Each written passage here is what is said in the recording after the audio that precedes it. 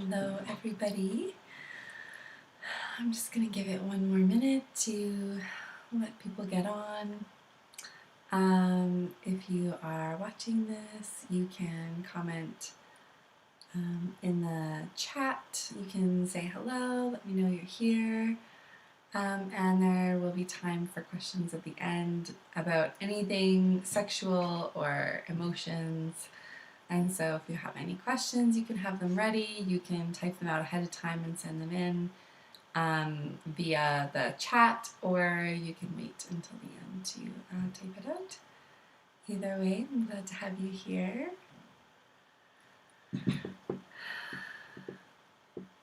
All right, so welcome to Tea with Phoebe D. In case you don't know who I am, I'm a sexual and emotional empowerment coach. And by empowerment, I just mean that you know your own ability to choose and create your life and your sexuality. And I teach women tools to free themselves from shame, guilt, and conditioning, among other things, and help them to really fall madly in love with themselves and their bodies and their sexuality. So today is 6 out of 15 in my mini class series, and today we are talking about why do we sometimes disconnect during sex. This can be sex with somebody else or sex with ourselves. This is definitely something that I have struggled with a lot and still do a little bit, but it is what I'm sharing with you today has really changed the way I interact during sex and also self-pleasure. So I'm excited to share that with you today. There are a lot of reasons why somebody disconnects during sex, so I just want to say that this next 10 to 15 minutes is far from being comprehensive, but there was just two things that came up for me that I really wanted to share today. So the first one is a lot of times we don't own our pleasure. A lot of us are taught directly or indirectly that our pleasure is for somebody else. It's for our partner to make them feel good, or it's only something to be shared with a partner. It's not something that's in our own bodies for our own enjoyment, for our own pleasure. You know, it's often very connected with somebody else. Maybe it's something that somebody else always gives us, you know, and we aren't taught to really own our pleasure and that our pleasure is ours to enjoy and to be nourished by and to love. And we aren't taught sex in the context of this is your body, and isn't it amazing all the incredible things that you can do with it and the amazing feels that you can feel with it and the altered states of consciousness and mind that you can achieve from amazing orgasms. Like, we're taught about sex and our bodies just in relation to sex with somebody else, usually. And usually, like, don't get pregnant. That's usually what it is. Or just don't have sex. Or, we're just not often taught ownership of our bodies and our pleasure. And that's the first main concept that I wanted to bring out, is that next time you self-pleasure or have sex with somebody else, I really encourage you to think, I really encourage you to think, this is mine. This pleasure I feel is mine. It's my body. And this pleasure, this orgasm, that's my capacity. Just think about that. It's just, This might seem obvious to you, but it really shifted my world when I started seeing my pleasure and my body that way. That my sexuality and my pleasure is for me. And I can share it with others, but primarily it's mine, it's for me. And even if somebody else helps you feel pleasure, it's still pleasure that you're feeling in your body. It's still a capacity that you have. So yeah, so that's the first one, is ownership and pleasure. And the second one is safety. This is a big one. This is a big reason why people disconnect. And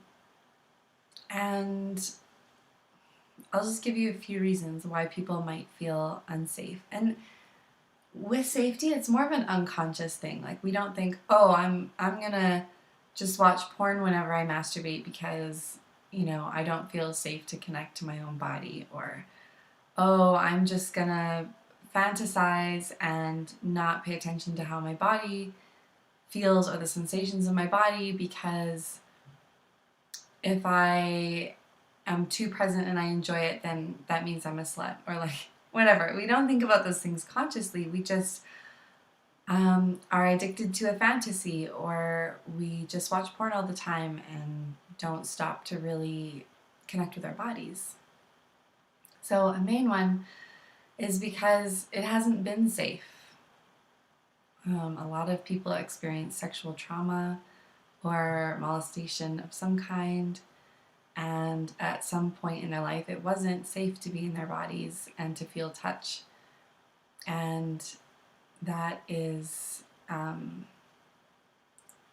that's the case in a lot of cases. And there are ways of building safety back in your body and being able to connect with your body after trauma. But if that's the case for you, then just make sure that you find somebody who can gently and lovingly work with you around that trauma and work to help you create safety in your body again. And sometimes we just don't feel safe in our sexuality and in our pleasure because we've been shamed for it. Like, a lot of times, when we're young and we get caught masturbating, or we masturbate a lot, sometimes our family members or whoever catches us will shame us for it. And so then we learn to disconnect from that and not be present in our bodies because it's too uncomfortable. We feel too much shame around it. Another one that I was taught is that pleasure is like a really base human thing, to experience.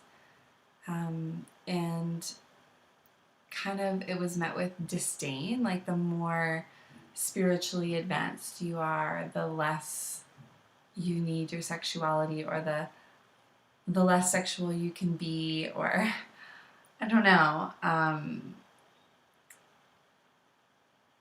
It was like the closer, or the more sexual you are, the closer you are to your humanity, which is further away from your spirituality. It's kind of what I was taught. Also, that pleasure is it can take you down the path to hell. So I have this huge connection in my mind that pleasure is dangerous. I have worked through quite a few layers of that, and more layers come up. The more I expand into my sexuality, the more layers I come up against that pleasure is dangerous.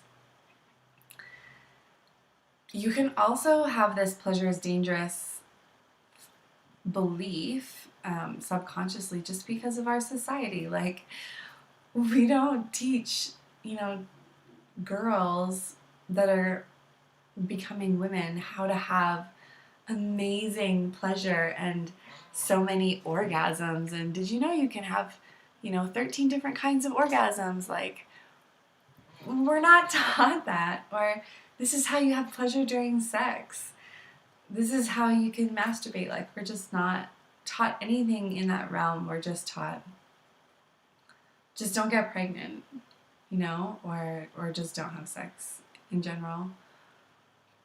We're also taught a lot of fear around sex, like about being taken advantage of. And while sexual trauma is obviously a very real thing and common, loving, amazing, joyful, mind-blowing sex is also a reality and is also something that happens very frequently and is common, and we're just not taught that part of it. I feel like there's so much fear around sex and around pleasure and around like societal judgments. Another fear that can come up is that, if you have pleasure and you love sex, that you'll be a slut and then you won't belong. You'll be like cast out of society. That's becoming less and less so, which is amazing. But it's been that way for a long time. At least Canada and the States were really founded kind of by Puritan people that were very strictly not sexual. So we're still coming out of that, I think. Hey, Roxy. Oh, totally. Yeah. A lot of girls are taught that it's more important to please the man than to receive pleasure themselves. Absolutely. Totally. That's another reason why women can disconnect, especially during sex with a man. Yeah, totally. For that reason. And we're taught, like, you shouldn't have, like, you shouldn't be too hard to please, or, like, he shouldn't have to spend too much time with you because his needs are more important than yours, and blah, blah, blah. Yeah. Yeah, that's so true. I'm glad you brought that up. So, what if we questioned these and said, is that really true? Is it really true that pleasure will take me to hell? I've found that it actually can take me closer to heaven on earth than I've ever been. So maybe that's true. What if pleasure isn't dangerous? What if there are, dangerous circumstances that you can be in, but that pleasure itself, or being in your body itself, isn't? What if pleasure can be amazing and safe and beautiful and yours?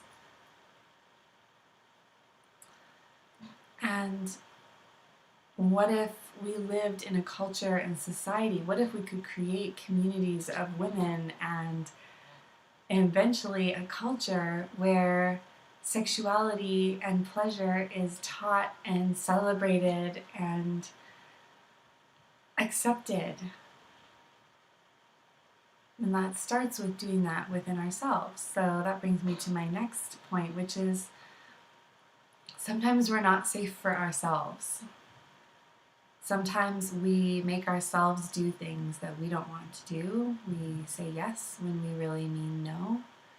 And sometimes we experience pain during sex, but we just make ourselves push through it. Like, for years I experienced pain during sex, and I never said anything to the guys I was with.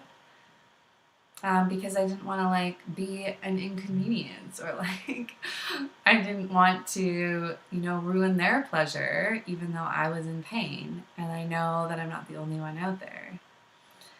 And sometimes we judge ourselves. We judge our pleasure, we judge our sexuality, and we judge our desires. And so how can our sexuality and our pleasure thrive within our own bodies, and how can we self-pleasure or have sex and feel safe when we're not even a safe place for ourselves? What if we accepted every part of our sexuality, even the desires that make us the most uncomfortable? What if we learned to embrace and love and celebrate our desires, our sexuality? What if we learned to embrace and celebrate our bodies and their capacity for pleasure? What if we used our voice and said, no, thank you, I don't want to experience pain. Like, can you do this a different way? What if we said no when we wanted to say no and only said yes when we really wanted to say yes? Then maybe our bodies could relax and open up to pleasure, and we could be more conscious when we have sex.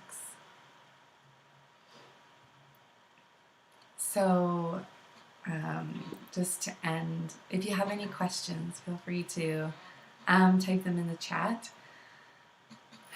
But I'd like to give you a moment to just think about what is one thing that you can do to create more safety for your sexuality and your pleasure, like within yourself,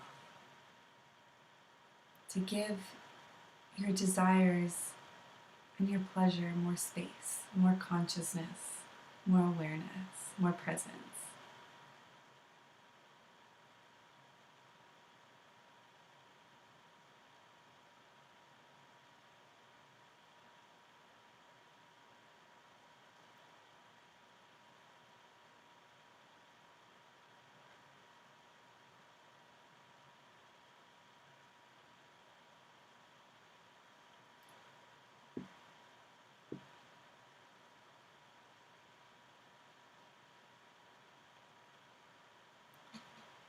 And maybe commit to doing that this week, every time you self-pleasure and have sex,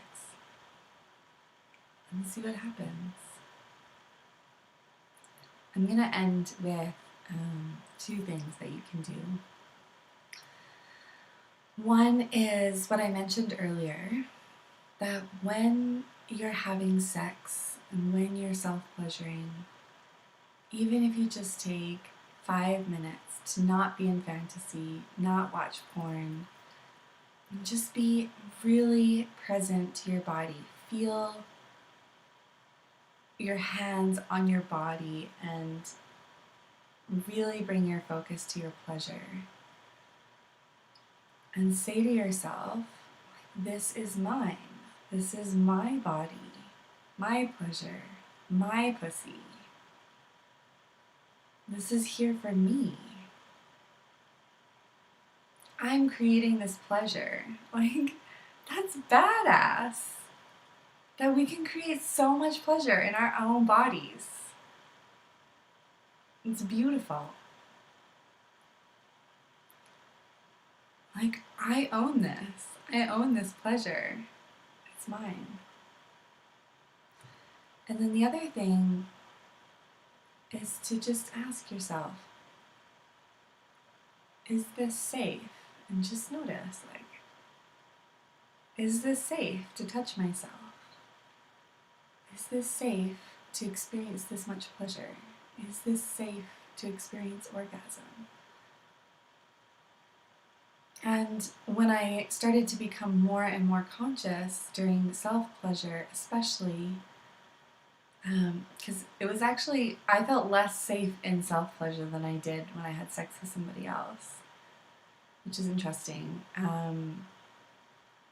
And it was amazing for me to really like look around me and notice, oh my goodness, I'm experiencing all this pleasure and all this hedonism and all this lust, and I'm fine.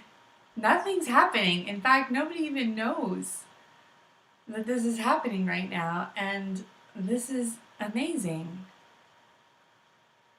Like, I am totally safe to masturbate. I am totally safe to experience this much pleasure. And I'm not going down to hell. In fact, I feel more connected to my body, more connected to my spirituality and bliss and joy. And that's safe. Like, that was so new to me. So it's something else that you can do. And then just be kind to yourself. Like, if you notice yourself disconnecting or leaving to go into fantasy or leaving to go to porn, Like, that's fine. There's nothing wrong with fantasies or porn. For starters, I feel like they just limit your experience if you depend on them. So if that's the only way that you can have an orgasm, that's the only way that you can really experience pleasure, that really limits your orgasmic flexibility, and it limits your mental capacity for turn on as well. And so, yeah, what if you just explored a new way for 5 minutes, or 10 minutes, or 15 minutes, and just learned again the awe and the wonder and the beauty of your body and its capacity for pleasure.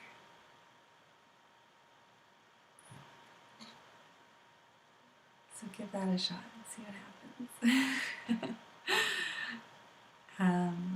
Thank you so much for joining me today, or for watching the replay. I hope you have a wonderful week. And I always forget to say this, but if you want to learn more about me, you can check out my website at phoebed.com. So that's PHOEBED.com. And I will see you next week. Bye.